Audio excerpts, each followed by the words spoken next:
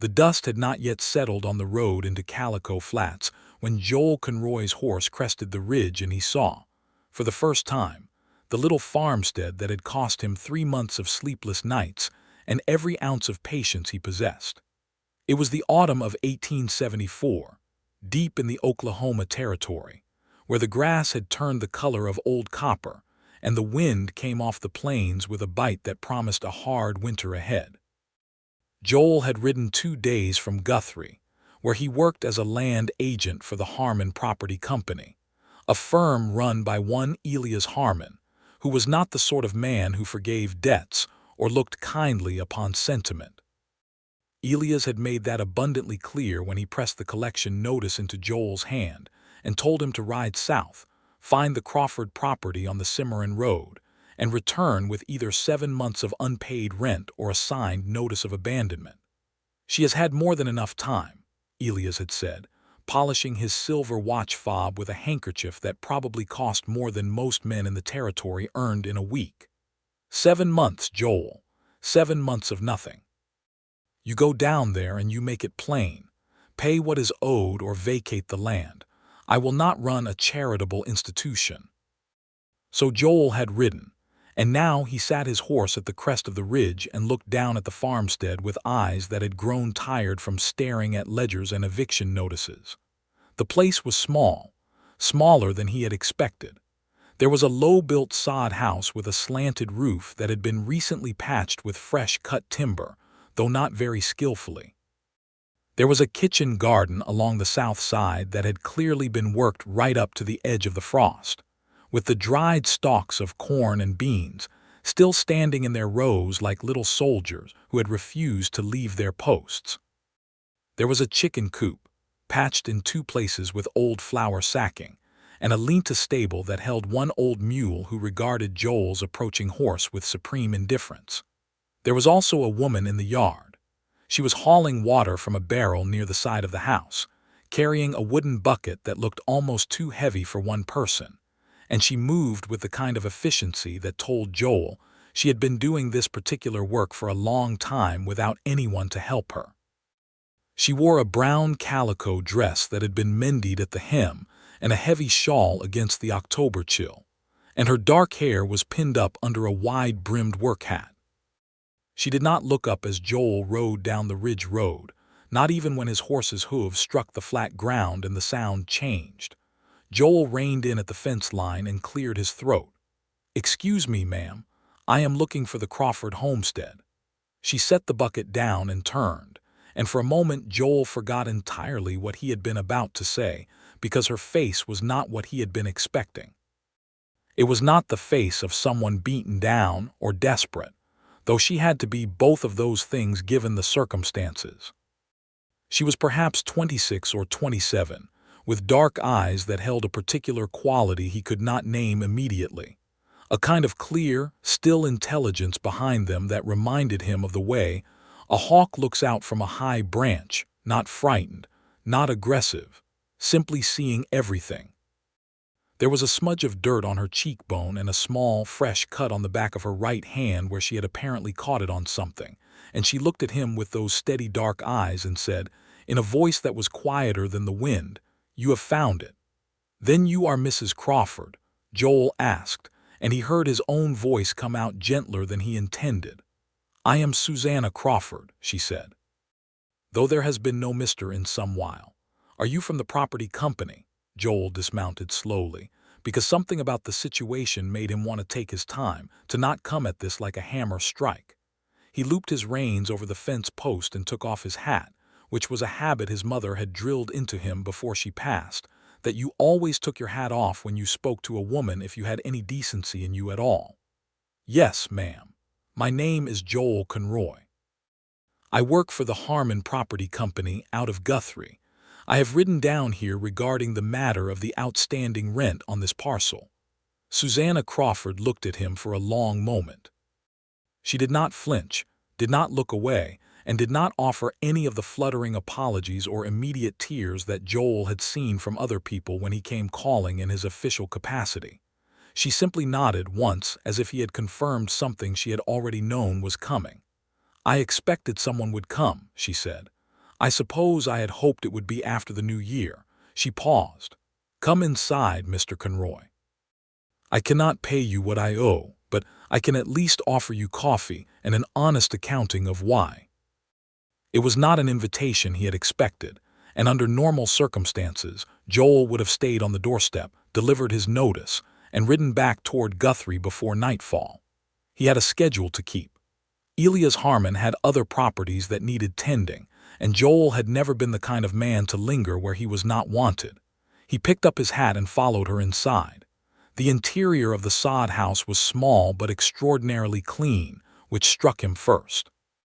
The floor was packed earth, but it had been swept so thoroughly that it might have been a proper floor of boards. There was a cast-iron stove against the north wall with a fire going in it, though the fire was small and carefully maintained, and Joel noticed that the woodpile beside it was not large. There was a table with 2 chairs, a shelf with a few books and a tin of salt and some dried herbs hanging above it, and in the corner, a narrow bed with a quilt on it that had been made with real skill, the kind of patchwork that takes years of careful effort. On the table there was a drawing. It was a detailed pencil sketch of the kitchen garden outside, every plant rendered with a precision that surprised him. He found himself looking at it while Susanna moved the coffee pot over the hotter part of the stove. "Did you draw that?" he asked. She glanced at it. "I did. I draw the garden every season so I know what grew where. It helps me plan the next planting." She poured 2 cups of coffee, thin and not very hot because the fire was small, and set them on the table. "Sit down, Mr. Conroy." Joel sat. He set his hat on his knee and wrapped his hands around the cup and told himself he would drink the coffee quickly and then get to the business at hand, because that was what he was paid to do, and Elias Harmon was not a man who appreciated delays. But Susanna sat across from him and began to talk, and something happened that Joel could not have explained to Elias Harmon or anyone else in the Harmon Property Company, which was that he forgot to hurry. "My husband, Thomas Crawford, filed on this claim in the spring of '72, she said, her voice level and careful, the way people talk when they have rehearsed a difficult story in order to be able to tell it without breaking. "We came out from Missouri. Thomas had it in his head that we could build something real out here. He was not wrong about that, I do not think. The land is good land. The Cimarron is close enough to water the garden and far enough not to flood us. In a good year this could be a fine small farm." Joel nodded. But the summer of '73 was not a good year," she said simply. "The grasshoppers came in July. I expect you heard about that."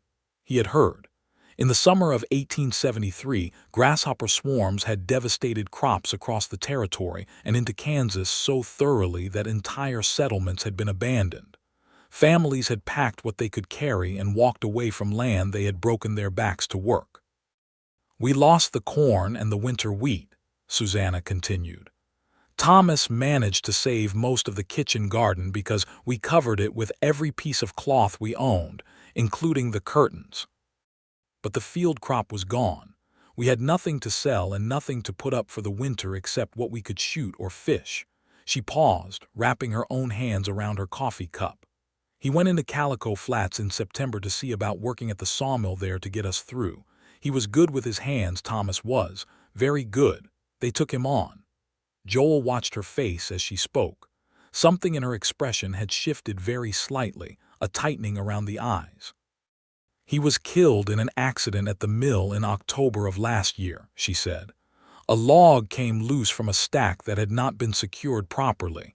He did not suffer. That is what they told me, and I choose to believe it." The room was quiet for a moment except for the small voice of the fire in the stove. "I am sorry," Joel said, and he meant it in a way that had nothing to do with his employer or the unpaid rent. Susanna accepted this with a small nod, the way people do when they have been told something is sorry many times and have stopped knowing how to respond. "After that, I had to decide whether to go back to Missouri or stay. I have a sister in St. Louis who said I could come, but this land is mine, our land. Thomas and I built this house together. I planted that garden together with him. I thought if I could just get through to next spring, if I could plant a real crop and bring it in, I could pay what I owe and have something left over besides."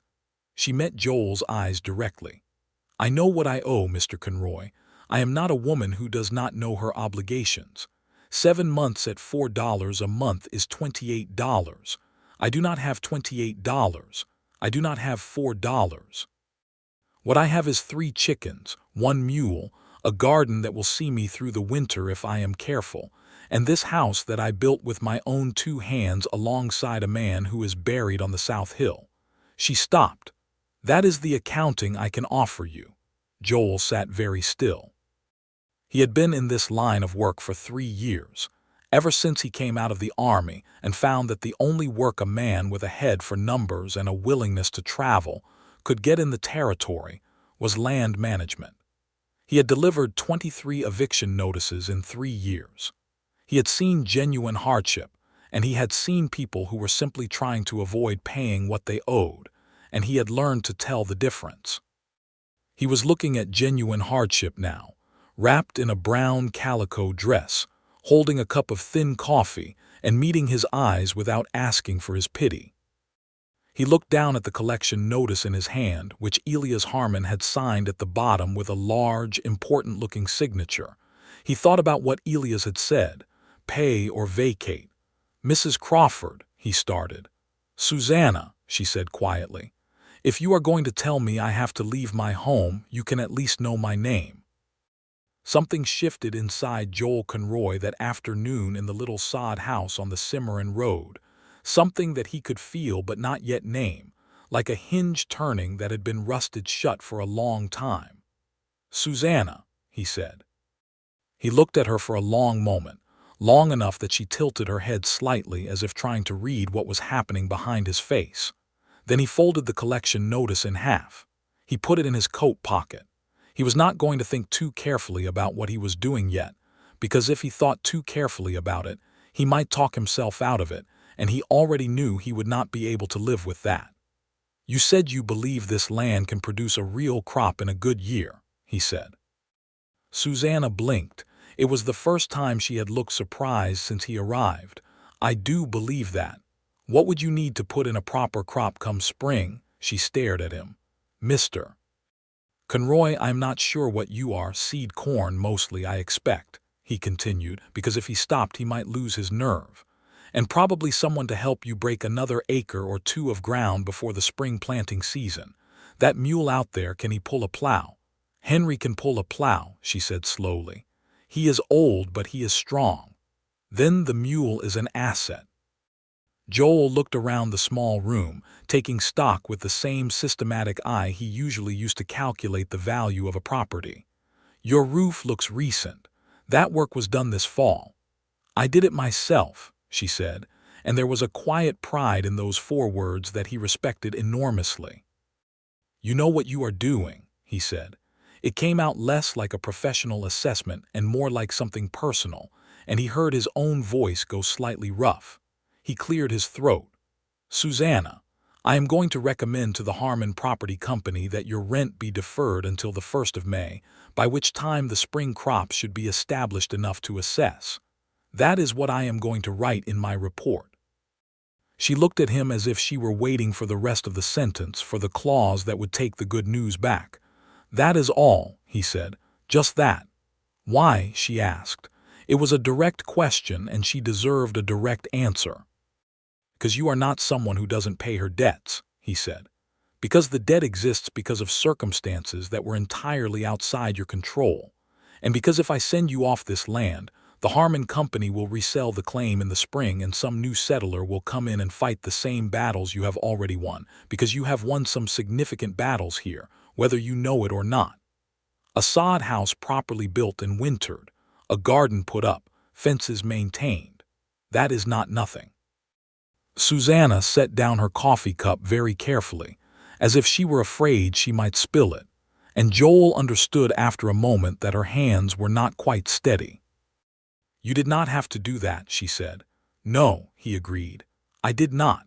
She looked at him then with those dark, still eyes, and for the first time there was something else in them alongside the intelligence and the steadiness, something warmer and more complicated, and Joel felt it land somewhere in the middle of his chest with a weight that was not at all unpleasant. "Joel Conroy," she said. "How old are you?" The question startled a laugh out of him, which was unexpected because he was not generally a man who laughed easily. 29, he said. "Why?" "I was trying to decide if you were old enough to have learned to be kind or young enough that you just are," she said, and there was the ghost of something that might have been a smile at the corner of her mouth. "I am told I am only occasionally kind," he said, "and generally stubborn the rest of the time. I should be going before dark." He stood and reached for his hat, and she stood as well, and because the room was small and they had both moved without quite planning it, they were closer together than was entirely formal, close enough that Joel could see the small cut on the back of her hand more clearly, and found himself wondering how she had gotten it. "You cut your hand," he said. She looked down at it. "The axe slipped this morning. I was splitting kindling. You should put something on it. I have some calendula salve," she said. "I will tend to it tonight." He nodded because there was nothing else sensible to say about it, and he moved toward the door. Then he stopped because something else was pressing at him, something he had not planned to say at all but that seemed to have decided to come out regardless. "Susanna," he said, "when I come back in the spring to assess the crop situation, I would like to know that you got through the winter all right.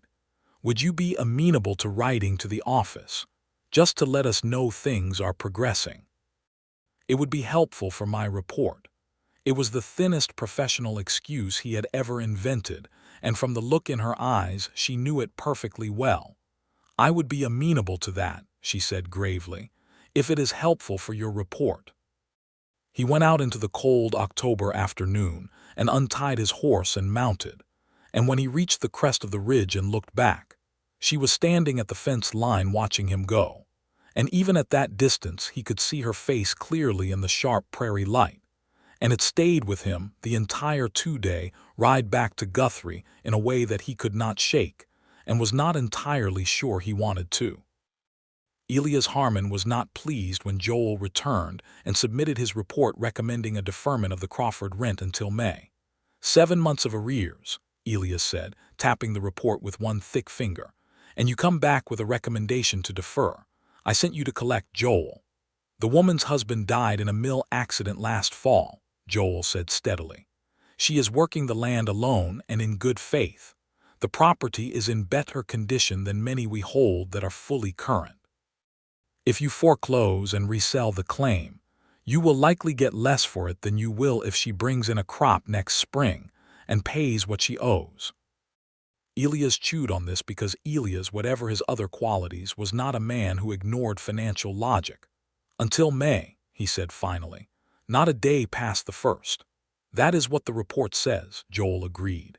He did not mention the $28 of back rent that he had decided, somewhere on the road between the Cimarron and Guthrie, that he was personally going to make good if it came to that. He was not going to think too hard about why. The letter came in December. He was at his desk in the Guthrie office, working through a stack of property files, when the mail rider came in and dropped a small bundle on the counter. Joel almost did not notice it among the official correspondence until he saw the handwriting on one envelope, careful and clear, and not at all like the cramped, hurried scrawl of most business letters. He opened it at his desk.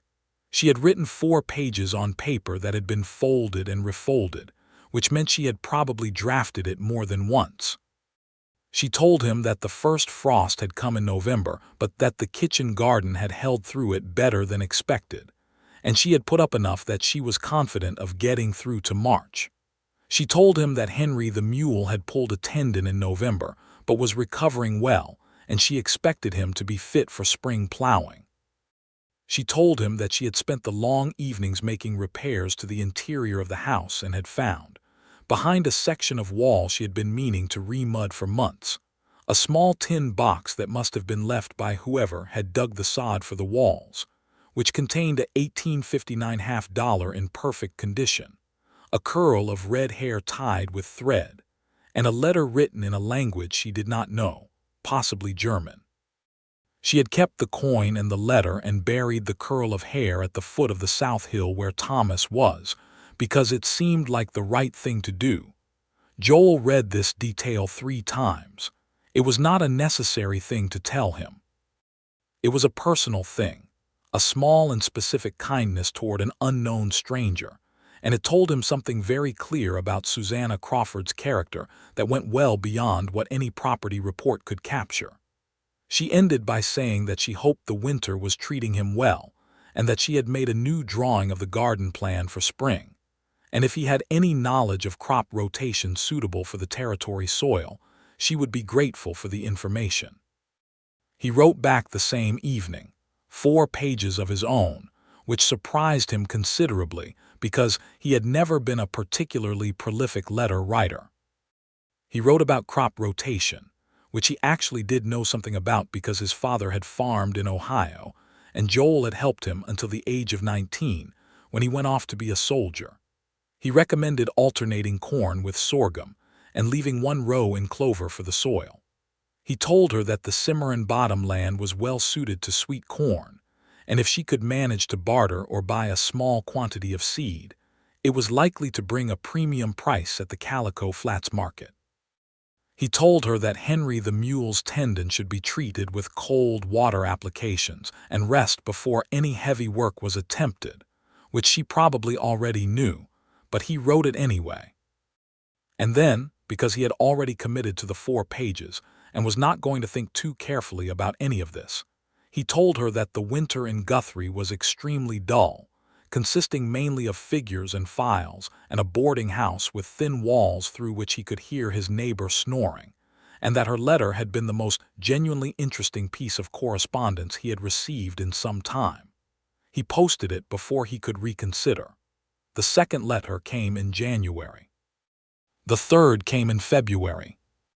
By the time March arrived, they were writing every 2 weeks, and Joel had started keeping her letters in the inner pocket of his coat, which he recognized as significant and chose not to examine too closely because he was a practical man who lived in a practical world, and he had a job that required him to be objective. In March she wrote about a neighbor, a widow named Mrs. Adeline Park, who farmed 2 miles east with her grown son, who had come over in the snow with a jar of rendered lard and stayed for 3 hours talking about seeds and chickens and the state of the territory, and who had pronounced Susanna to be steady as a post and twice as useful, which Susanna reported with what Joel could only describe as amused modesty. In March he wrote to her about a difficult property case he was working, a family in Creek territory whose claim had been complicated by jurisdictional questions between the territorial courts and the federal land office, and he asked her opinion, because she had a clear mind, and he had discovered over 5 months of letters that she often saw angles of a problem that he had overlooked. She wrote back with a suggestion that was so clean and practical that he used it verbatim in his filing to the land office, and the case resolved in 2 weeks. Who helped you with that? His colleague at the office, a red-haired man named Peter Walsh, asked him. I worked it out, Joel said, which was technically true if you did not ask too many questions about the process. April came with a warm, early wind off the plains that smelled of grass and rain, and Joel found that he was watching the calendar with an attention he did not usually bring to it. May 1st was approaching, and he was going to have to ride back down the Cimarron Road, and this time it was not only official business, and he knew it and had known it for at least 2 months. He spent some time in front of the small mirror in his boarding house room, deciding whether his beard looked appropriate, which was a thing he had not done since before the army. He settled on shaving it off entirely, which Peter Walsh said made him look 10 years younger and considerably less formidable, and Joel was not sure whether this was a good thing or not. He left Guthrie on the 28th of April, which was 3 days earlier than strictly necessary, telling himself that he wanted to arrive with time to properly assess the property before the 1st. The truth, which he admitted to himself somewhere on the red dirt road south, was that he had been looking forward to this ride for the better part of 2 months, and he was not going to be able to pretend otherwise to himself, no matter how carefully he tried. The Crawford farmstead looked different in April than it had in October. The kitchen garden was already green, with the first shoots of what looked like onions and early greens showing in the carefully mulched rows. Someone had built a new fence section on the east side of the yard, neatly done, the posts straight and the rails evenly spaced. The sod house roof was solid and showed no sign of the winter's weight. The chicken coop had been expanded. And there was a new section of ground at the south end of the property, recently broken and turned, dark and rich-looking, where the spring planting was clearly about to begin. Henry the mule was standing in the Lenta stable looking considerably better than he had in October, his coat rougher with the spring shedding but his leg clearly sound as he shifted his weight with easy indifference. Susanna was in the garden. She was on her knees in the first row, working with a small hand trowel, and she was wearing a different dress today, a blue one, though still clearly a work dress. Her hat was pushed back on her head, and her hair was partly down from its pins, probably from the effort of morning work. She heard his horse when he was still 20 yards out, and she stood and turned in one smooth motion. And when she saw him, her face changed in a way that Joel stored immediately and carefully in the most private part of his memory, because it was the kind of expression that a person does not easily forget if they have the sense to pay attention when they see it. Something purely glad came across her face for just a moment before the more habitual composure came back over it, not erasing the glad entirely, just settling over it the way a thin morning cloud settles over a sunrise without really hiding it. "Mr. Conroy," she said. "Joel," he said. "You have been writing to Joel for 5 months." "Joel," she agreed, and there was something in the way she said it, quieter than the way she said anything else. He dismounted and tied his horse to the fence post, the same post as before, and took off his hat and noticed her noticing the absence of the beard without quite saying anything about it. "The garden looks well," he said, because he needed to start with something manageable. "The garden is excellent," she said, with a satisfaction that was entirely earned. "Come and look at the new field." She showed him the south section, which she had broken herself with Henry over the past 3 weeks. She had turned nearly 2 full acres, which Joel knew from his own agricultural background was a considerable amount of work for one person and one mule, and she showed him the furrows with a quiet competence that he found he could not stop watching. "I have the seed corn," she said. "Mrs. Park's son traded me a 1/4 bushel for 2 afternoons of mending work. It should be enough to put in a good stand. If the summer is fair, I expect to bring in 40-50 bushels in October." "At Calico Flats prices," Joel said, doing the math automatically, "that would be enough to pay what I owe and have the next quarter's rent besides," she said. "I have done the figures." She paused. "I wanted you to know that I understand my position, Joel. I know what May 1st means." He looked at her directly. The morning light was very clear, and it showed him everything in her face, the steadiness, the intelligence, the careful pride, and something else that he had been seeing in her letters for months and was now seeing in person for the first time, something that had to do with him specifically. "I spoke with Mr. Harmon," Joel said. "He has agreed to accept the spring and summer crop sale as settlement for the outstanding arrears. You will pay $4 monthly beginning in June, current rent only, and the back amount will be considered resolved upon the October harvest." She stared at him. He agreed to that. Joel had, in fact, spent the better part of a week working on Elias Harmon, presenting it as simple financial logic, which it was, though that had not been his primary motivation. He agreed to it, and the $28 already outstanding. Joel met her eyes. "Forgiven," he said, "every dollar." The silence between them was very full. "Joel," she said, "I know that Elias Harmon did not volunteer to forgive 7 months of rent out of the goodness of his heart. He is not reputed to have one." Joel said nothing, because there was nothing that would not be either a lie or a confession, and he was trying to decide which he preferred. Susanna took 2 steps toward him, which brought her close enough that he had to work to keep his breathing even. She looked up at him with those dark, steady eyes and said, very quietly, "What is your given name? Not your family name, not your professional name, your name." "Joel," he said. "No," she said patiently. "Your full name. What does your mother call you?" Something about the question, the specific detail of it, the way she already knew his mother was gone and was asking anyway because she wanted the intimacy of the answer, hid him somewhere below the professional composure he had been maintaining since he rode up. "Joel Thomas Conroy," he said. "My mother called me Tom, actually, after my father's father. The Tom was dropped when I joined the army because there were 3 other Toms in my company." She was quiet for a moment, and then she said, "My husband's name was Thomas." He had known that. He had forgotten it completely in this moment and now remembered it, and the coincidence of it sat between them with a complexity that was not painful exactly but was not simple either. "I know," he said. "He was a good man," she said. "I want you to know that. He was a good man and I loved him very much, and I am not someone who forgets that." She met his eyes. "And I am also not someone who pretends not to know what she feels."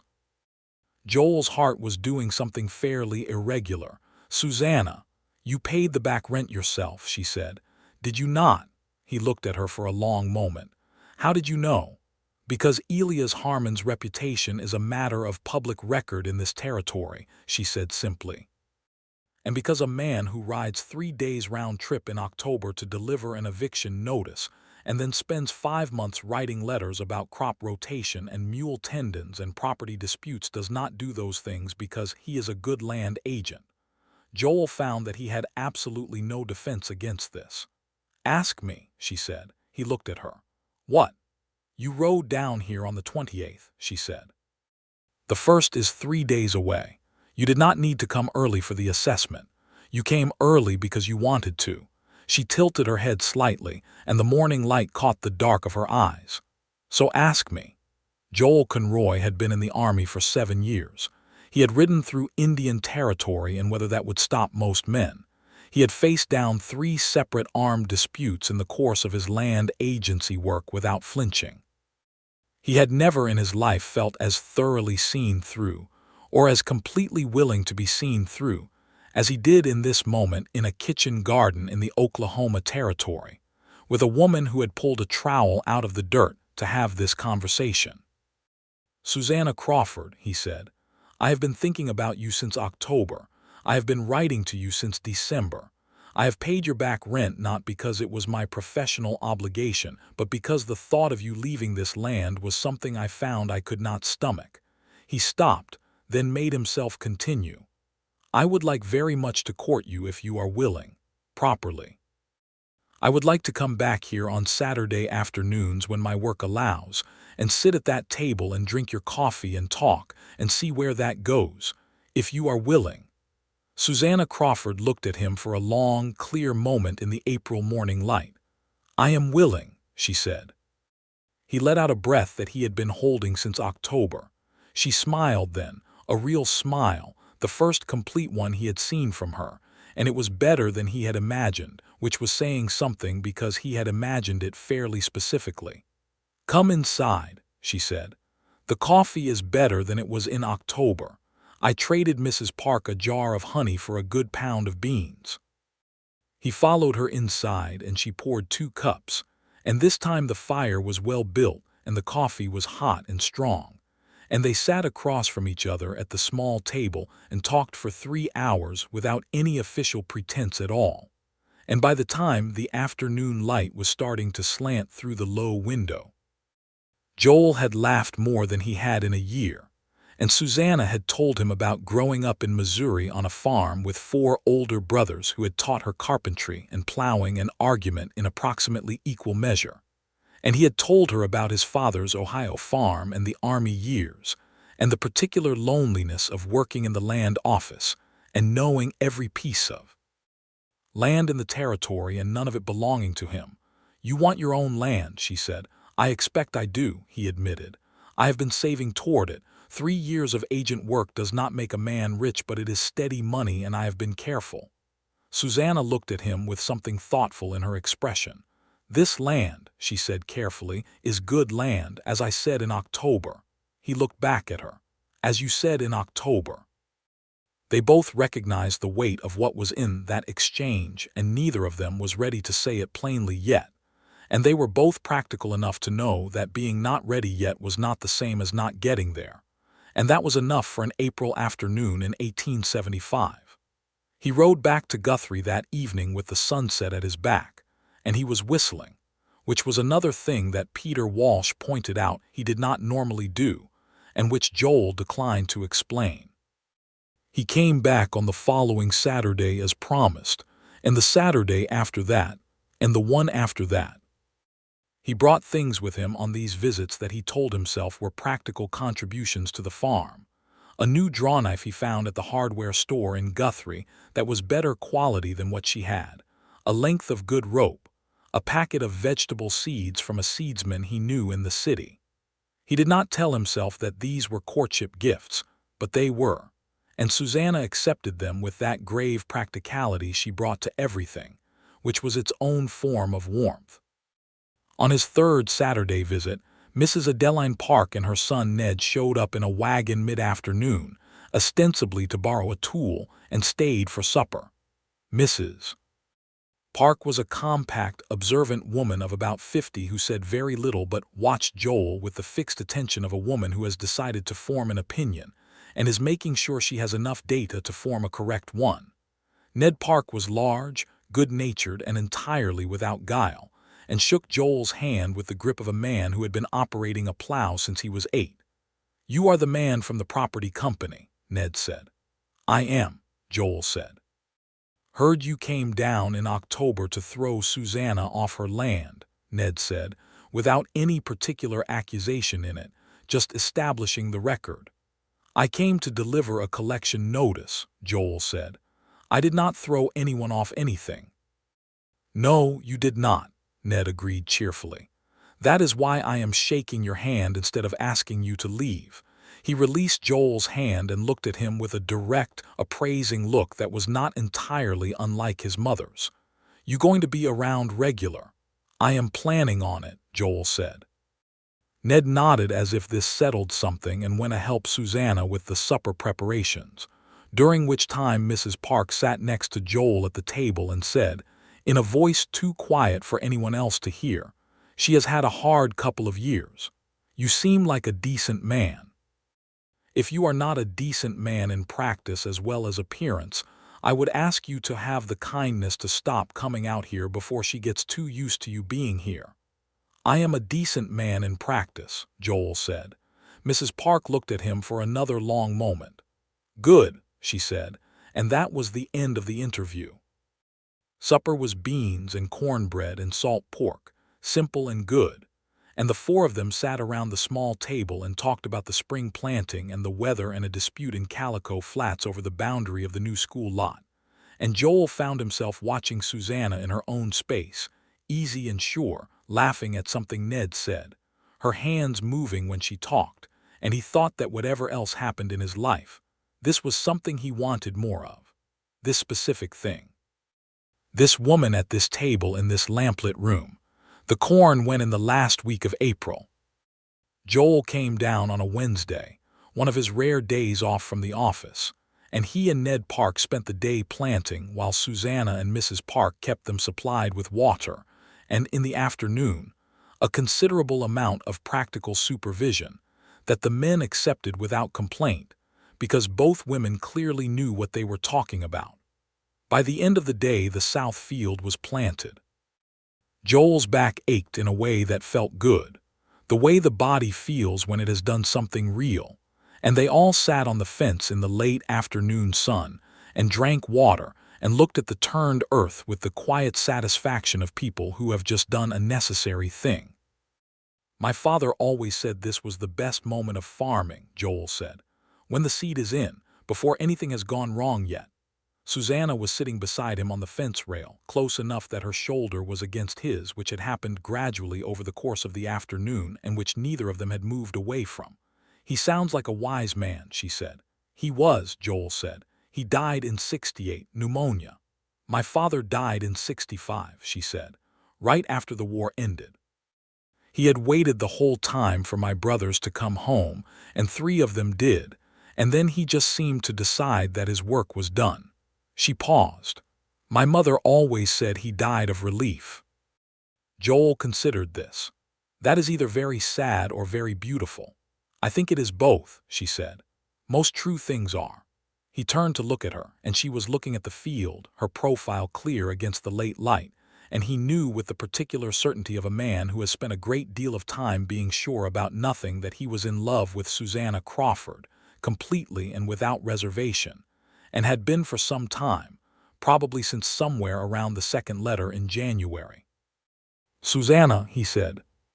She turned to look at him, and something in his face must have told her what was coming because her expression shifted into that particular stillness of hers, the hawk on the branch, seeing everything. "I'm going to say something," he said, "and I want you to know that I am not saying it because of the farm or the land or any of that. I am saying it because it is true and because I think you already know it and I would rather say it plainly." "All right," she said. "I love you," he said. "I know we have known each other less than a year. I know you are not a woman who does anything without thinking it through, and I respect that.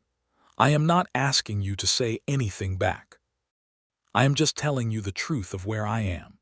Ned Park, who was standing 6 feet away and clearly heard every word of this, found a reason to walk to the other side of the lean-to stable with great urgency. Susanna looked at Joel for a long moment. "Joel Thomas Conroy," she said, "I wrote you 16 letters this winter. I reread every single one of yours. When you wrote up this morning, I thought my heart was going to come right out of my chest with being glad to see you." She held his gaze steadily. "I am not someone who does not know what she feels." He reached out and took her hand, the one with the small scar on it from the axe in October, and she did not pull it back, and they sat on the fence rail in the last of the April light with the planted field before them and their hands clasped between them, and Joel was aware that this was one of those moments that a person carries for the rest of their life. "I intend to ask you to marry me," he said. "I am not doing it today because I think it is too soon and I want to do it right, but I intend to." "I know," she said, with that ghost of a smile. "I am informing you in advance that when you do, the answer will be yes."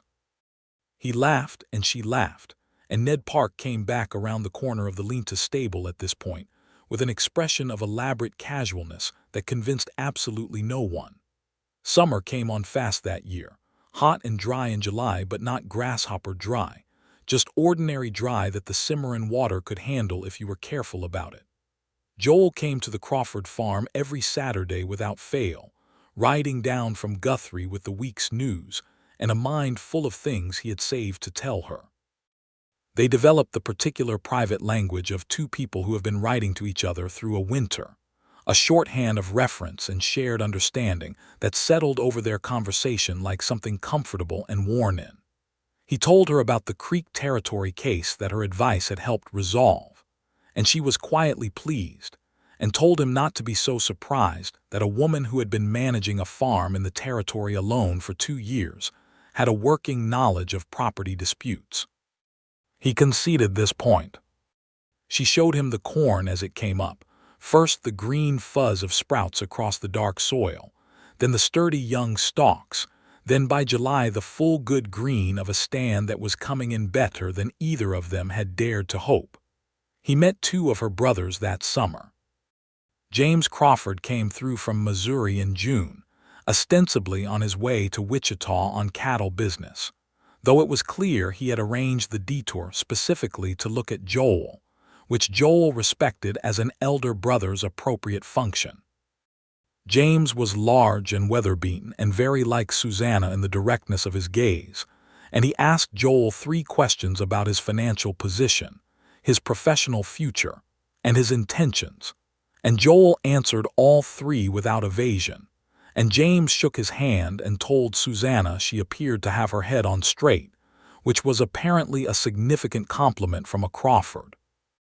The other brother, Samuel, came through in August with his wife and 2 small boys, and this visit was less like an interview and more like a celebration, because Samuel was the sort of person who approached everything as a celebration, loud and warm and inclined to spontaneous stories. And his wife Clara was gentle and funny, and spent the afternoon talking with Susanna about things that made them both laugh in a way that made Joel feel that he was watching something important. Susanna being a sister again, instead of just being alone. He found her after supper, when Samuel and Clara had taken the boys to sleep in the wagon and the yard was quiet, sitting on the front step looking at the dark field where the corn was growing silently in the August night. He sat beside her. "That was a good day," he said. "It was," she said. She was quiet for a moment. "I forgot that I missed them," she said. "Does that make sense? You get so busy with just surviving that you forget there are things underneath the surviving that you miss." He put his arm around her and she leaned into him, and it was the first time they had been like this, and it was entirely natural, as if they had been sitting exactly this way for years. "What else do you miss?" he asked. She considered. "Having someone to talk to in the evenings," she said. "I do not mean the letters. The letters were a gift, truly. But having someone there at the end of the day in the same room when the lamp is lit." She paused. "Having someone to share the particular smallness of ordinary days. Someone who knows what day the molasses tin ran out and that Henry is afraid of thunder, and that the kitchen garden grows better on the north end than the south because of the tree shadow." She turned her head slightly to look at him. "You are good at noticing things," she said. "I think you would be good at that." He pressed a kiss to the top of her head, which felt like the most natural thing he had ever done, and she made a small sound of contentment against his shoulder that hit him somewhere in the center of his chest with a warmth that he thought he could probably build a life out of. "Ask me," she said softly, echoing herself from April. "Here," he said. "Is there a better place?" He thought about it. He had in fact been planning to do this more ceremonially, perhaps in town, perhaps with some more formal arrangement. But looking at the dark field and the night sky and the small lamplit window behind them, he thought perhaps there was not a better place. Perhaps this was exactly the place. He reached into his coat pocket and produced a ring that he had been carrying there for 6 weeks, a small gold band with a single garnet stone set in it, which he had bought from a jeweler in Guthrie who had told him garnet was the stone of devotion and commitment, and also considerably more affordable than diamonds, which Joel had taken as a sign. He put it in her hand. She looked at it in the darkness, and then she looked at him, and in the faint light from the window he could see her eyes bright with something that was not quite tears but was close to it. "Susanna Crawford," he said, "I love you and I intend to love you reliably and thoroughly for as long as I have breath in me. I will not always be perfect at it because I am not a perfect man, but I will be consistent.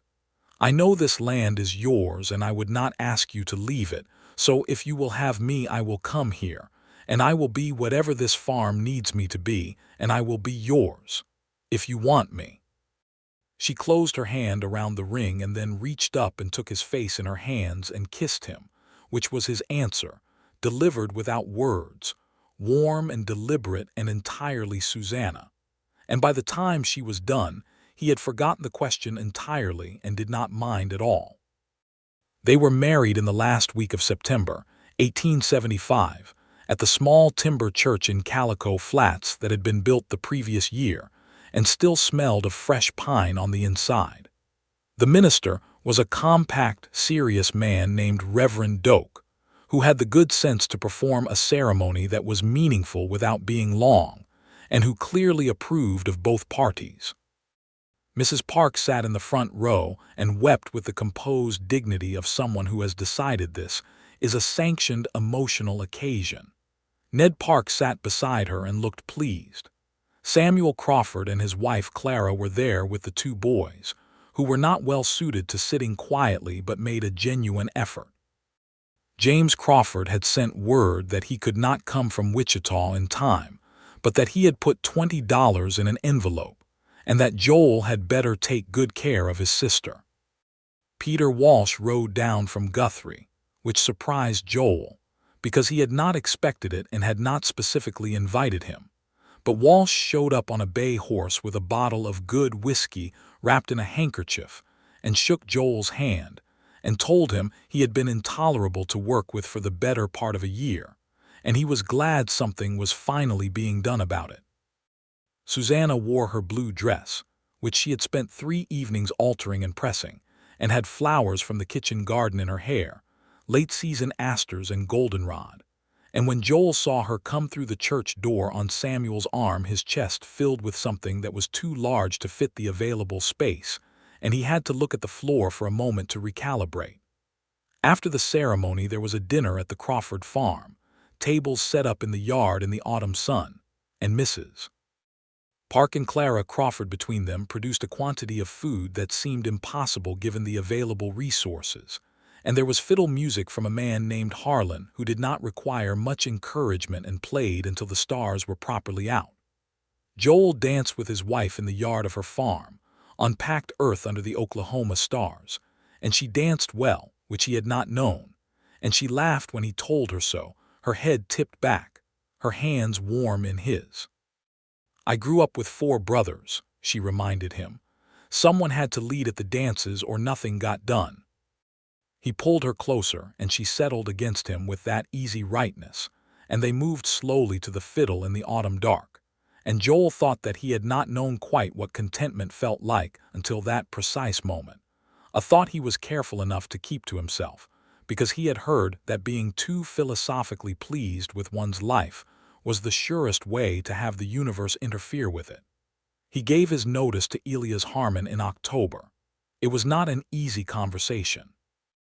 Elias had not become the man he was by taking gracefully to the departure of competent employees, and he spent considerable time suggesting that Joel was making a foolish decision, that farm life was harder than land agency work, that he could not expect a small farm in the territory to support a family, and that Joel was letting sentiment overrule good sense. Joel listened to all of this patiently and said, "I expect you are right about several of those things, Mr. Harmon. I am going anyway." Elias looked at him for a long moment with a shrewdness that had nothing warm about it but was not entirely without respect. "It is the Crawford woman," he said. "It is my wife," Joel said. "And it is a good piece of land." "That I charged too little for," Elias muttered. "That you charged appropriately for considering the circumstances," Joel said, which was diplomatic enough to let Elias pretend the back rent had always been written off by official policy rather than by Joel's personal funds, and Elias accepted this version without comment because it was the version that reflected most favorably on the Harmon Property Company. They shook hands. Joel collected his last month's pay, picked up his personal files and his hat, and walked out of the Harmon Property Company office in Guthrie for the last time. Peter Walsh was waiting outside with his horse. "Ride south with you," he said, "just to the fork." "You do not have to do that," Joel said. "I know," Walsh said, "but I have been riding to work alone for 9 months and I got used to having company." They rode south to the fork in the road where the Cimarron track diverged from the Wichita Road, and Walsh reined in and leaned on his saddle horn and squinted at the southern horizon. "You going to be all right out there, Conroy?" he said, and his voice had lost the lightness and had something real in it. "Yes," Joel said. "I am," Walsh nodded. He reached into his saddlebag and produced the ledger book that Joel had been using to track property files, which he had meant to leave on his desk. "Forgot to give you this," Walsh said. "Thought you might want a record." Joel took it. He knew it was a pretext for Walsh to ride down to the fork with him rather than an actual oversight. "Walsh," he said. "What? Thank you for everything." Walsh made a dismissive gesture and wheeled his horse back toward Guthrie. "Do not get sentimental, Conroy," he called over his shoulder. "It does not suit you." Joel watched him go, then turned his horse south and rode home. The first winter of their marriage was the best one Joel had ever had.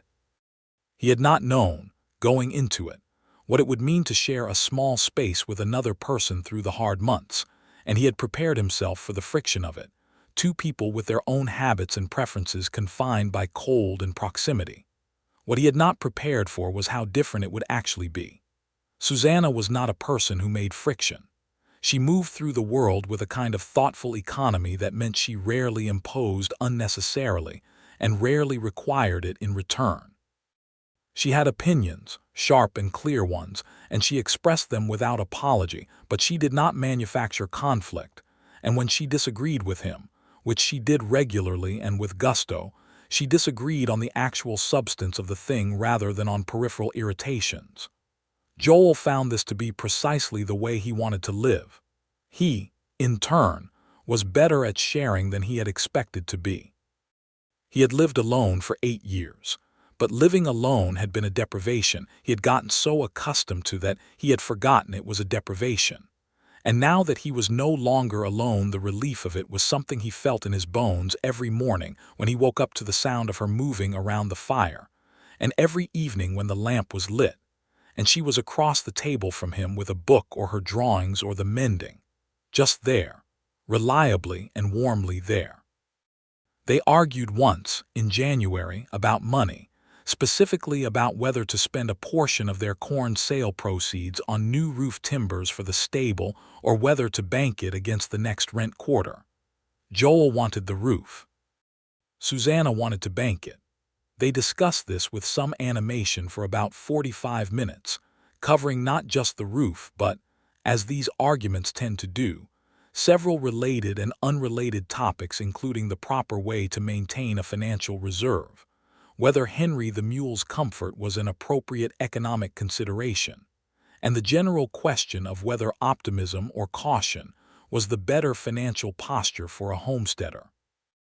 They resolved it by banking half and buying roof timber with the other half, which was the correct decision, and by the time they reached it they were both laughing because somewhere around the 30th minute it had stopped being a disagreement and had become, without either of them quite intending it, a planning session for the next 5 years of their life.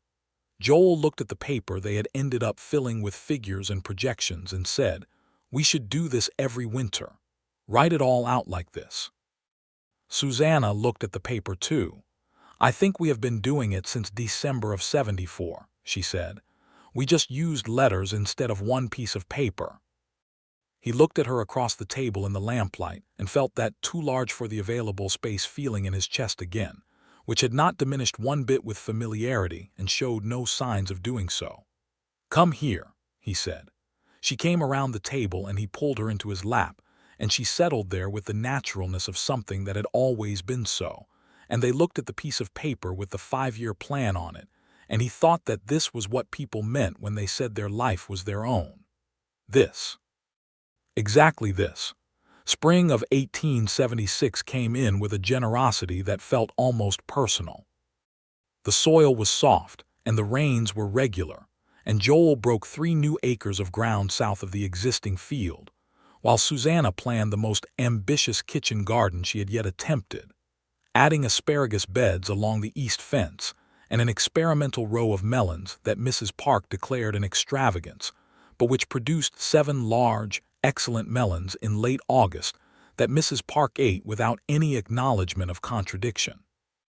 They planted corn again, more of it this time, and put in a 1/4 acre of sorghum for the first time, and 2 rows of winter squash that would store through to December in the root cellar that Joel dug out behind the house in June, a project that took him 10 days, and produced an underground room that Susanna pronounced superior to any root cellar she had seen in Missouri, which Joel chose to take at face value.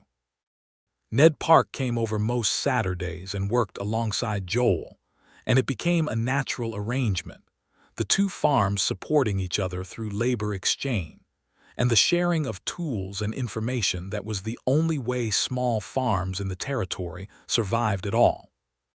Joel fixed Ned's wagon wheel in April. Ned helped Joel build a proper wood frame barn in July, replacing the lean-to stable that had served Henry the mule so long. Mrs. Park taught Susanna 3 preserving methods that were new to her. Susanna taught Clara Crawford's recipe for dried apple pie to Mrs. Park, because Clara had sent it in a letter, and it was too good to keep. In August of 1876, Susanna told Joel she was expecting a child. He was in the barn when she came to tell him, putting up the last of the new hay they had cut from the east meadow. She came through the barn door with a particular expression on her face that he had learned to read over the past year, the expression that preceded something that required both of them to be fully present and paying attention, and he set down his pitchfork and waited. She said it simply and directly, which was her way. He stood very still for a moment. Then he crossed the barn in 3 steps and put his arms around her, and she put her face against his shoulder, and they stood in the new barn in the August heat with the smell of fresh hay around them, and Joel felt the world rearrange itself into a new and larger shape. "Are you well?" he asked, because he needed to know this first. "I am very well," she said, her voice steady against his shoulder. "Mrs. Park says it looks to be a spring baby, March perhaps." He pulled back enough to look at her face. She was looking at him with those dark eyes, clear and warm, and there was something there he recognized from October of 1874, from the April morning in the garden, from the September evening when he had slid a garnet ring into her hand. Something that saw him fully and was not afraid of what it saw. "Thomas," he said. "If it is a boy, with your permission." She closed her eyes for a moment. When she opened them, they were bright. "Yes," she said, "Thomas." The baby came in March of 1877, right on Mrs. Park's prediction. A boy who arrived in the world at dawn, with the spring wind coming through the cracked window of the sod house, and who announced himself with a volume that impressed even Mrs. Park, who had attended a considerable number of births in her time. He was healthy and round and dark-haired like his mother, with his father's jaw, and he had an expression in his first hour of life that was remarkably like Susanna's particular thoughtful stillness, which both amused and moved Joel more than he could articulate. Thomas James Conroy. The James was for Susanna's eldest brother, who sent a letter full of gruff satisfaction and a $10 note when he heard. Joel held his son in the thin March morning light while Susanna slept, and thought about a collection notice folded in half in a coat pocket, and a cup of thin coffee, and a drawing of a garden on a table, and the way a particular pair of dark eyes had looked at him, and asked him to stay when they were not technically asking him to stay at all, and felt something so complete and full that he could only sit very quietly with it and be grateful. Susanna recovered quickly, because she was constitutionally unsuited to lying in bed when there were things to be done, a tendency that Mrs. Park found exasperating, and Joel had given up arguing about somewhere around the 3rd day after the birth, recognizing that a woman who had built her own house and broken 2 acres of ground alone was not going to be managed by anyone, including her husband or her neighbor or her own body. By April she was back in the kitchen garden with Thomas in a basket beside her, which Henry the mule regarded with deep suspicion from the fence line, and the garden that year was the best it had been, partly because the soil was finally well established, and partly because Susanna had spent the winter drawing very detailed plans for it. Joel worked the farm. He worked it with the satisfaction of a man who had come to something late but had come to it completely, and the land responded to consistent attention in the way land always does, slowly, reliably, accumulating health the way interest accumulates in a bank, by small increments that add to something substantial over time. The corn harvest of 1877 was the best they had had. 62 bushels from the south field, 28 from the new east field. At Calico Flats prices, it was enough to pay the year's rent with money left over, and enough of that money left over to buy 3 additional laying hens, new boots for Joel, and a set of embroidery thread for Susanna that she had been eyeing in the Calico Flats dry goods store for 2 years and had never let herself purchase. Joel bought the thread without telling her and left it on the table one evening when she was out checking on Henry. She came in and saw it and stood very still for a moment. "That is an extravagance," she said. "It is a modest luxury," he corrected. "There is a difference." She looked at him over the thread, and that ghost of a smile was there. "You paid my back rent when you had no particular reason to," she said. "You continue to be dangerously generous." "I am told I am only occasionally kind," he said, echoing his own words from a long time ago, and she laughed, which was exactly what he had intended. Thomas grew into a boy who was curious about everything and afraid of very little, which were qualities from both his parents in such equal measure that it was impossible to attribute either primarily. He was walking by 10 months, which Mrs. Park said was early, and Mrs. Park was wrong about by 2 weeks, which Susanna noted without rubbing it in more than twice. By the time Thomas was 2, in the spring of 1879, Susanna told Joel she was expecting again.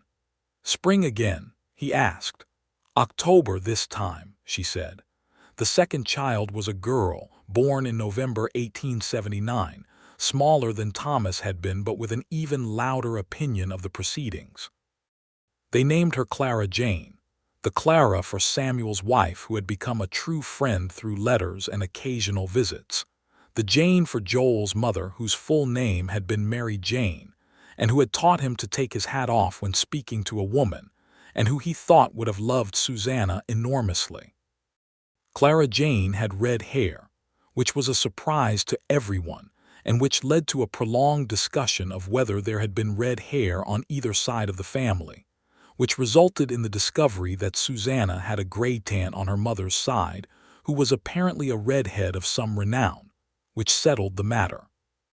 Thomas regarded his sister with initial skepticism that evolved within 2 weeks into a proprietary devotion that meant he was constitutionally unable to let anyone else hold her without supervision, including, occasionally, her own parents.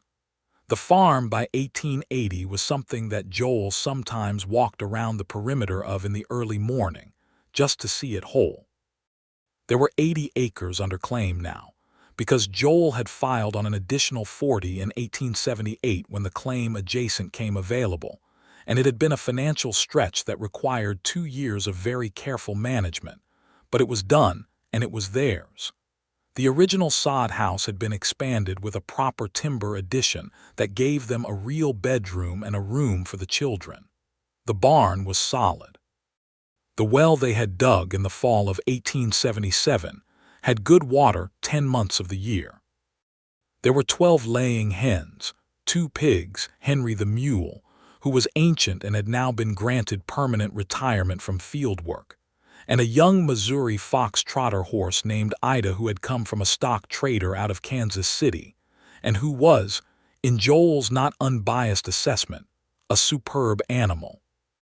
He had planted a cottonwood tree at the south end of the yard, the first spring he arrived as a permanent resident, partly for shade and partly because the south hill where Thomas Crawford lay was visible from the kitchen window, and it seemed right to have something growing between the house and the hill, something with roots. In 1880, the cottonwood was 15 feet tall, and in the summer its leaves turned the light coming through the kitchen window into something flickering and gold. One October evening in 1880, Joel was sitting on the front step after supper, watching the last light go off the fields, and Susanna came out and sat beside him with a shawl around her shoulders against the autumn chill, and Thomas was inside reading by the lamp, which he could do at 3½ which Mrs. Park said was extremely unusual, and which Susanna declined to comment on, and Clara Jane was asleep. And the farm was quiet in the good way that the farm was quiet at the end of a full day. "What are you thinking?" Susanna asked. He considered. "I am thinking about October 1874, he said. She tilted her head. "I am thinking about what Elias Harmon would have said if someone had told him that the property agent he sent to collect $28 of back rent would end up farming the land himself 6 years later." She was quiet for a moment. Then she said, "And what do you think he would have said?"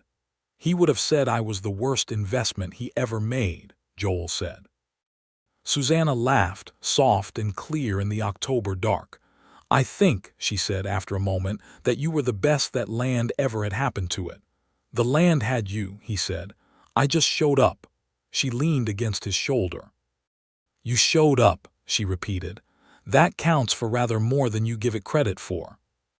He put his arm around her and she settled into it, and the cottonwood shifted softly in the small wind off the plains, and the fields lay quiet under the first stars, and the lamp in the window made a warm gold square in the dark of the house where their children were.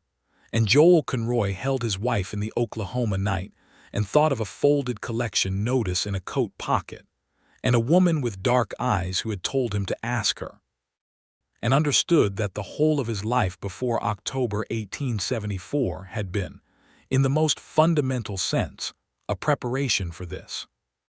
Peter Walsh came through in the summer of 1881, riding west on some business he was vague about, and stayed 3 days. He and Joel spent the evenings on the front step with a bottle of whiskey and the accumulated stories of 6 years apart, and on the third night Walsh looked at the farm in the evening light and said, "You are disgustingly content, Conroy." "I am," Joel agreed without apology. "It is deeply annoying," Walsh said. "I expect it is." Walsh poured more whiskey. "That ledger I gave you when you left, did you use it?" "We use it every winter," Joel said. "Susanna keeps the accounts in it now." Walsh shook his head slowly. "You walked into a sod house in the middle of nowhere to collect $28 and ended up with an 80-acre farm, 2 children, and a wife who runs the accounts," he said. "How does that happen to a man?" Joel thought about it. "You ask her name," he said. Walsh looked at him. "Instead of handing over the eviction notice," Joel said, "you put it in your pocket and you ask her name." Walsh was quiet for a moment. Then he said, "That is not in the land agent's manual."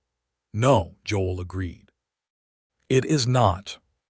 Susanna came to the door then and said that supper was ready, and she hoped they had not drunk so much whiskey that they could not tell the difference between the venison stew and the tablecloth. And Walsh said that he had always found her terrifying in the best possible way, and Susanna said that she chose to take that as a compliment, and they went inside to eat. In the autumn of 1882, the territory was beginning to change around them. The railroad had pushed through south of them, and Calico Flats was growing in that particular way of frontier towns touched by the rail, faster and louder, and increasingly complicated. There were more settlers, more claims, more disputes, more everything, and Joel found that his land knowledge, intended to be left behind in Guthrie, was increasingly in demand from his neighbors who needed someone who understood the territorial property laws well enough to help them navigate disputes. He began doing it informally, then more regularly, helping neighbors understand their claim rights and file their paperwork correctly. And what started as occasional assistance became, by 1883, a small but steady practice that he ran from the kitchen table on winter evenings after the children were in bed, with Susanna keeping the accounts, and occasionally, when he got tangled in a particular legal question, offering a solution that was cleaner and smarter than anything he had come up with himself. "You know," he told her one January evening, after she had untangled a boundary dispute he had been wrestling with for a week, "you could have been a land agent." "I know," she said, without looking up from the accounts. "But then I would have had to go to Guthrie and work for Elias Harmon." "A fate worse than death," he agreed. She looked up at that, and they shared the particular smile of two people who have a long private history with a joke. Thomas, at 6, was more interested in animals than in anything else, including school, which was not ideal but was not entirely surprising given that he had grown up watching his mother tend the garden with the same careful attention that other children's parents brought to prayer. He was going to be a farmer or a veterinarian, Joel had decided, and either was fine by him. Clara Jane at 3 was showing signs of Susanna's precision and Joel's stubbornness in equal parts, which Mrs. Park said was going to be interesting, and which Mrs. Park seemed to anticipate with slightly too much relish. Ned Park got married in 1883 to a woman named Alice Briggs from the town of Enid, who was small and decisive and liked Susanna immediately, which sealed the question of whether she would fit in. There was a wedding in the Calico Flats church, and Susanna and Alice discovered they both had strong opinions about root vegetables, which launched a friendship that was to last the rest of their lives. In the spring of 1884, Susanna told Joel she was expecting again. "Third time," he said. "Third time," she confirmed. "Are you all right?" "I am excellent," she said. "You always say that." "I am always right," she said. The third child was another boy, born in October 1884 when the cottonwood had gone gold and the harvest was in, and the farm was at that particular peak of autumn completion that was Joel's favorite season. They named him Samuel for Susanna's brother, who had by now become one of the most important people in both their lives. And the news made Samuel Crawford sit down in his kitchen in Missouri and cry, which his wife Clara described in a letter with considerable affection. Samuel was born with his father's eyes, blue and direct, and Susanna looked at him in the first hour and said, "He is going to see everything," which was a strange thing to say and which proved, over the years, to be entirely accurate. The farm in 1885 was 10 years old from the day Thomas Crawford had filed the original claim. Joel stood at the south fence on the anniversary of something he did not know the exact date of, and looked at the house that had been a sod one-room, and was now a proper timber frame with a porch and a root cellar, and a garden that was legendary among the women of Calico Flats. He looked at the barn with the new paint that Ned Park had helped apply last summer. He looked at the 80 acres of ground, a quarter of it under winter wheat, the rest mulched and resting for spring. He looked at the south hill where Thomas Crawford rested under a wooden marker that had been replaced once already, and where a wild rose bush had somehow established itself and bloomed every June. He stood there for a while and thought about the man who had filed this claim in the spring of 1872, who had loved this land and this woman enough to die still trying to protect them. And Joel was not a man who avoided complicated feelings, and he did not avoid this one. Thomas Crawford had been real and had loved what Joel now loved and had been a good man and was gone, and both of those things were true at once and both deserved to be held clearly. He heard footsteps behind him and felt Susanna's hand slide into his. 10 years since he filed, she said. "I know," he said. She was quiet for a moment, looking at the south hill. "He would have liked you," she said. "You are the sort of man he respected. Practical, honest, works without complaining." "High praise from your first husband," Joel said, and he meant it without irony. "It is," she said simply. They stood at the south fence for a while in the early spring light, and the wild rose bush on the hill was not yet blooming but would be in June, and the winter wheat was coming up faint and green in the near field, and somewhere behind them in the house Thomas, aged 8, was explaining something to Clara Jane, aged 5, with the authority of someone who knows everything. And Samuel, aged 6 months, was asleep in the cradle Joel had built last winter from the cottonwood branch that had come down in the November wind, because it seemed right to use what the land offered. "Come inside," Susanna said, after a while. "Thomas has decided that Clara Jane needs to learn to read properly, and she has decided that she does not, and I expect the situation requires adult intervention." He turned with her, and they walked back toward the house with the morning light at their backs and their hands together, and the farm spread around them in the early spring, alive and continuing, the way things do when someone has put enough care into them to take root. The years that followed settled into the particular rhythm of a life well built, not without difficulties, because the territory was not kind to anyone who required it to be kind, but with the solid, satisfying weight of days that accumulated into something. A bad harvest in 1886 that they weathered because of 2 good ones before it. A drought in 1888 that the whole region struggled through, and that brought the homesteading community together in ways that left permanent bonds. A fence dispute with a new neighbor in 1887 that Joel resolved with the patient clarity of someone who had spent 3 years doing nothing but property law, and which ended with the neighbor, a man named Castor, becoming a grudging but genuine friend. Thomas Conroy, at 12, was already doing the work of a grown farmhand. Clara Jane, at 9, was keeping a garden journal in imitation of her mother's drawings, though her version included small illustrated stories about the vegetable characters that Susanna read with a private delight that she maintained an appropriately motherly composure about. Samuel, at 5, was, as predicted, seeing everything, with a quality of attention that sometimes made his parents look at each other over his head, with the expression of people who are very curious to see what this person will become. On a winter evening in December of 1890, with a proper snow coming down outside, and the house warm from the good fire and the children in their beds and the farm quiet under the white, Joel was at the table going over the accounts for the year while Susanna sat across from him with her embroidery, the thread from long ago that had been replaced 3 times now, and he looked up from the ledger and looked at her in the lamplight. She had a few more lines at the corners of her eyes than she had had in 1874. Her dark hair had a thread of silver at the temple that had appeared sometime in the past year.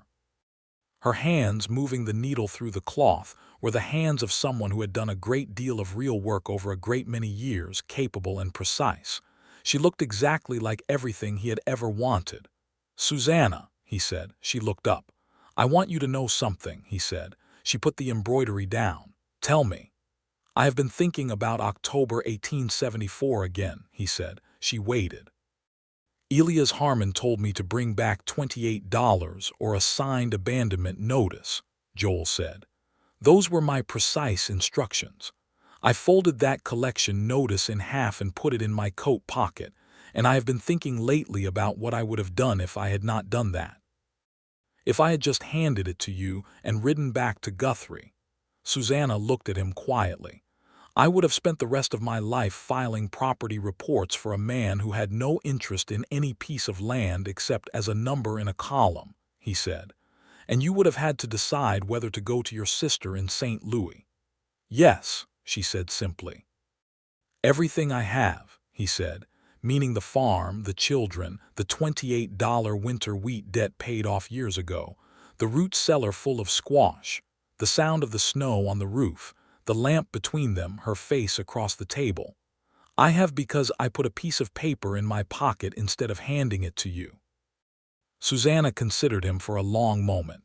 "Joel," she said, "you have everything you have because of what you chose, not just the paper in the pocket. All the Saturdays you rode down here, the seeds and the rope you brought, the summer you dug the root cellar, the winter you built the cradle, every day of the past 16 years. She tilted her head, that hawk on a branch look that he had loved since the very first afternoon.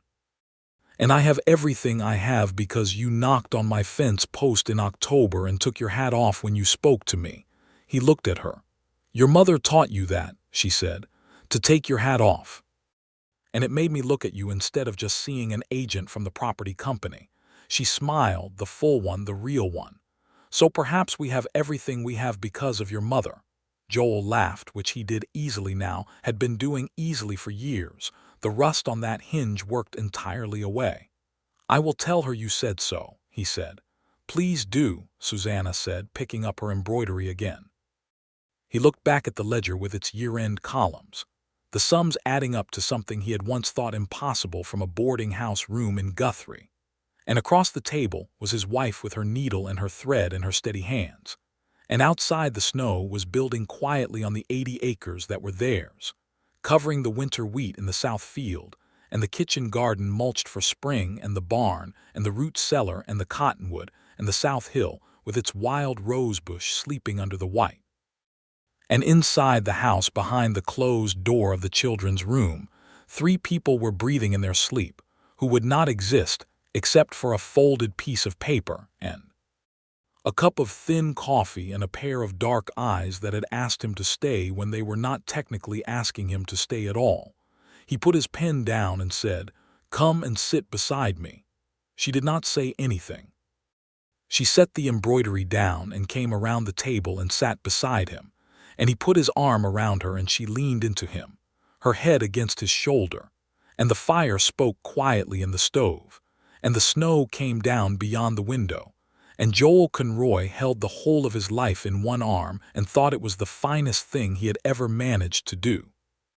Outside on the south fence post, where he had tied his horse on an October afternoon in 1874, the snow was settling cleanly and the night was vast and still, and the stars above the territory were the same stars that had been there before anyone had named this place or claimed it or loved it, or buried anyone they loved in its red hill dirt, or planted anything that grew. And inside the lamp burned on and they sat together, and it was enough. It was more than enough. It was everything.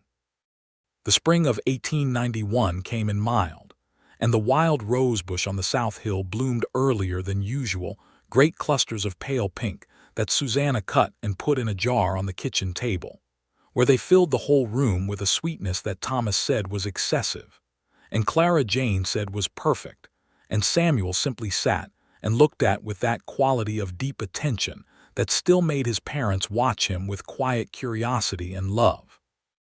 Joel planted the south field on the first warm day of May, Thomas alongside him now, strong and sure, and it was the same field that he had first planted with Ned Park in the spring of 1875, turned over and over through 16 years of seasons, each year giving back what had been put in and a little more, the way good land does with good people, building slowly towards something that lasts.